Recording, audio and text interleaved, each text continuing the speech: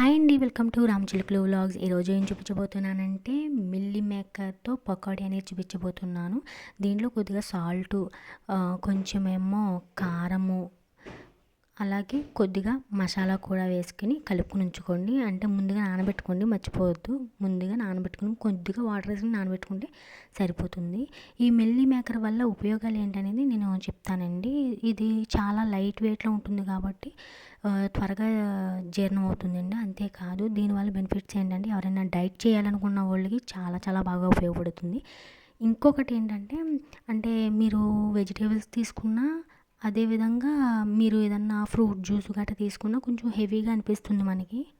So దీనివల్ల అలా అనిపించదు.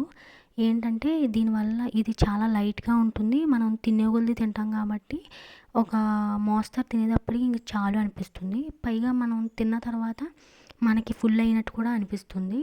సో ఆ విధంగా ఉంటుంది. కొంతమంది బెల్లం బెల్లం కోరు చేసేసుకుని శుభ్రంగా మిల్లీ మేకర్ మొత్తం పట్టు కింద పెట్టేసి నెయ్యితోటి ఉండల కింద చేసుకుని తింటారండి. చాలా హెల్త్ బెనిఫిట్స్ ఉన్నాయి.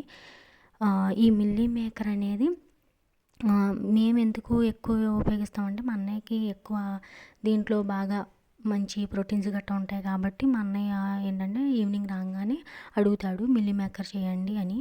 సో అందుకని వాడి కోసమే ప్రిపేర్ చేస్తాం ఎక్కువగాని. సో మీరు కూడా ఇలా ట్రై చేయండి. దీంట్లో ఒక లెమన్ కూడా పిండండి. నేనైతే చూపించలేదు, కానీ చాలా చాలా టేస్ట్గా ఉంటుందండి ఇలా చేసుకుని తింటే.